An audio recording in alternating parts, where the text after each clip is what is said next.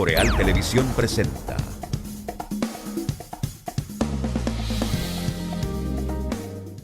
Banco Popular Dominicano, siempre a tu lado, presenta. Hola mis amigos, bienvenidos a nuestro espacio de este martes 5 de mayo. Aquí estamos por Boreal Televisión a las 18 horas, como siempre, para llevarles todo lo ocurrido en Santiago, en la región, en el país y en el mundo entero. Porque ustedes tienen derecho a saber, yo siempre esto lo repito, derecho a saber lo que pasa en el mundo. Y creo que Darío también cree que ustedes tienen ese mismo derecho. ¿Qué tal, Darío? Sí, señor. Buenas tardes, don Ramón de Luna, y buenas tardes a los amigos televidentes. Bienvenidos una vez más. Un día caluroso bastante calor, con chubasco en algunas zonas. Y nublado. Pero un gran nublado calor. También. Sí. Una temperatura alta. Y Bastante. hoy, por cierto, es el Día Mundial del Asma. En este país tropical, muchos padecen de asma. Tengo familiares que padecen de asma. Y es una enfermedad de las vías respiratorias muy pesarosa, muy pesarosa. Y mucho más ahora con esto del COVID-19. Usted sabe que para esta fecha siempre los neumólogos hacían actividades, pero están muy ocupados los neumólogos ahora. Porque entra la primavera y entonces aquí hay flores en nuestro país que provocan, reactivan en las personas que tienen asma y están más o menos tranquilas.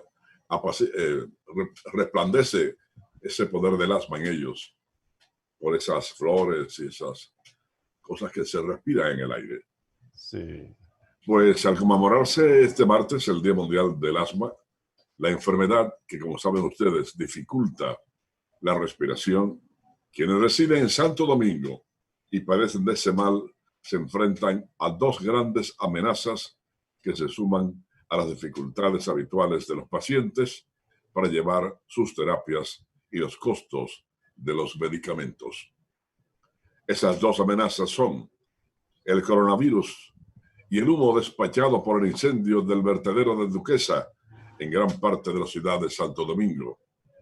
La humareda proveniente del vertedero de Duquesa cubrió gran parte de la capital dominicana por varios días. La situación la describen las sociedades de pediatras, neumólogos, así como de neumología y cirugía del tórax. En el país persisten altos índices de asmáticos pediátricos que representan un 19% de la población pediátrica y un 16% de la adulta, niveles considerados altos debido a que la media global es inferior al 10%. El presidente de la Sociedad Dominicana de Pediatras Neumólogos, que es el doctor Luis Alan Lora, explicó que en la pandemia del COVID-19 los enfermos no tienen riesgo de sufrir crisis respiratorias si mantienen la adherencia a su medicación. Ya lo saben los que sufren de asmas. Los fuegos provocados por manos criminales han afectado plantaciones de arroz y un tramo importante en la autopista Duarte en el trayecto La Vega-Santiago. A esto se suma el incendio registrado en Lomas del municipio de Constanza, cercano al Divino Niño, lo que ha ocasionado la alarma y preocupación entre grupos ambientalistas, organizaciones populares y empresarios del sector arrocero. Desde plantas de acacia, limoncillo y otras especies fueron quemadas en varios puntos, incluyendo árboles que se encontraban cercanos a una envasadora de gas licuado de petróleo, por lo que pudo causar una tragedia. Esto ocurrió prácticamente al entrar a La Vega. El empresario Germán Despradel calificó como irresponsables a los que se dedican a la quema de pajas de arroz en sus fincas, afectando la salud de las personas por la humareda. Dijo que en los últimos días suman 80 las parcelas quemadas. De estas, 18 ocurrieron el pasado viernes. Todavía anoche seguían quemando fincas. Cuando se dieron cuenta de que los estaban vigilando, entonces comenzaron a echar agua. Esto es muy triste porque se trata de una ley que tiene ya más de 20 años y hay gente que alega que no la conocían. Esta ley fue para contrarrestar precisamente los fuegos forestales, especialmente solares baldíos, y el conuquismo en las montañas, dijo Despradel. Bueno, eso sí es criminal. Darle fuego a la foresta del país. Bueno, definitivamente vivo. Thomas Brock anotó esas palabras hace medio siglo en uno de los cuadernos que llevaba en sus investigaciones de campo en Yellowstone. Era la década de los años 60 y el científico norteamericano se refería a uno de los inusuales organismos que acababa de hallar en uno de los manantiales termales del parque.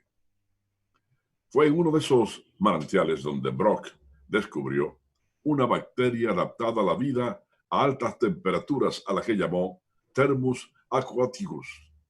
La bacteria, ahora célebre, acabaría revolucionando la biotecnología y haciendo posible los llamados test de PCR, las pruebas más fiables usadas en todo el mundo para diagnosticar el COVID-19.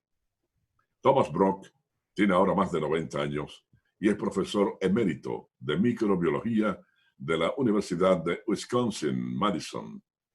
En esta nota de Sin Contactos, como el trabajo pionero de Brock acabó vinculado con la actual pandemia a través de una cadena fascinante de episodios en la historia de la ciencia. ¿Qué siente Brock al pensar que su hallazgo está ayudando a diagnosticar el COVID-19 y salvar vidas? Estoy orgulloso, señaló el científico a la BBC, desde su hogar en Wisconsin.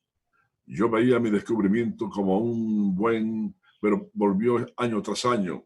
Lo impulsaba el deseo de investigar qué formas de vida podrían subsistir en esas piscinas naturales en las que los colores vívidos denotan la presencia de microorganismos. A Thermus aquatius la hallamos en el manantial Mushroom Spring, un manantial a 75 grados centígrados, donde también hay un gradiente termal, ya que en las salidas del manantial la temperatura baja a unos 35 grados. Es decir, que encontró a una temperatura de 65 grados, el agua comienza a hervir a partir de los 50 grados. Es decir, que a los 65 ya es bastante caliente. Y ahí encontró él microorganismos. Médicos canadienses informaron sobre un caso inusual en el que los implantes mamarios de silicona de una mujer le salvaron la vida al detener una bala que iba directamente a su corazón.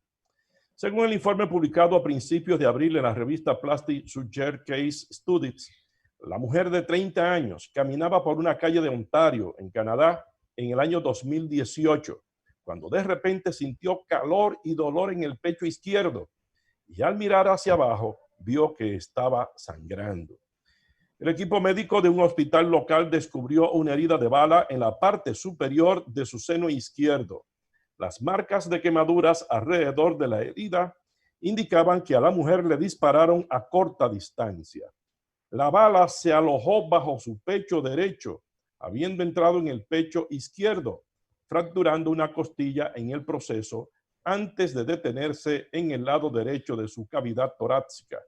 Las pruebas hechas después de la operación revelaron daño en el tejido pulmonar y mostraron que la bala había pasado por ambos implantes.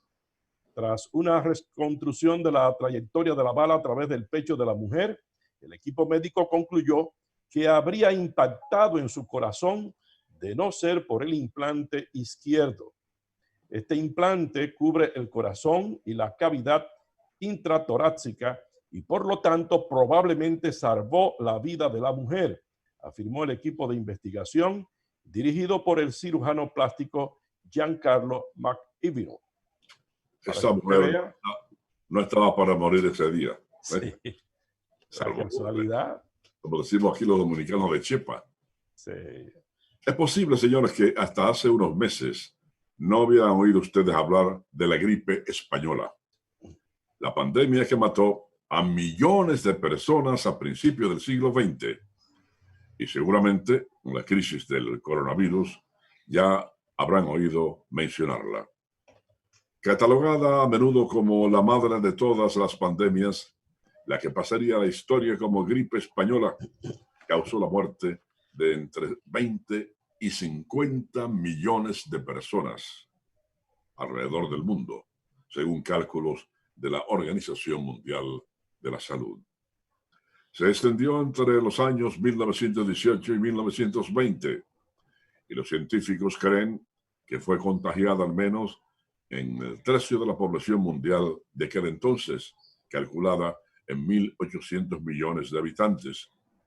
Incluso causó más muertes que la Primera Guerra Mundial, que estaba terminando justo cuando se desató la pandemia. Mientras el mundo reacciona ante el COVID-19, le proponemos mirar hacia el pasado hasta el tiempo de la última gran pandemia que puso en compás de espera al planeta. Esto fue lo que ocurrió cuando todo terminó. 1921, un mundo distinto. Ciertamente, mucho ha cambiado en 100 años y la medicina y la ciencia eran campos mucho más limitados para tratar la enfermedad, si los comparamos con la actualidad.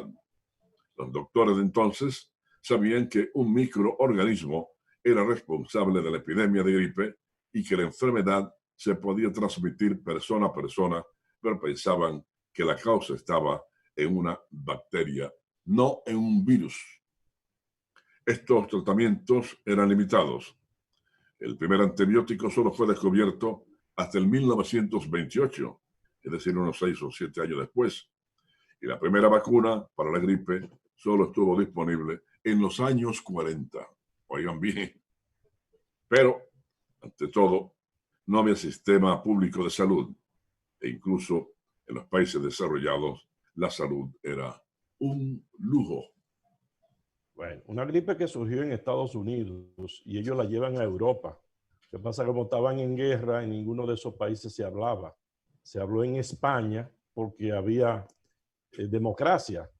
Y por eso dijeron que se descubrió en España, pero hacía tiempo que en Estados Unidos y los demás países donde ellos la llevaron, esta gripe estaba atacando, pero estaban en guerra y entonces los medios de información estaban callados todos. Ya concluía la Primera Guerra Mundial.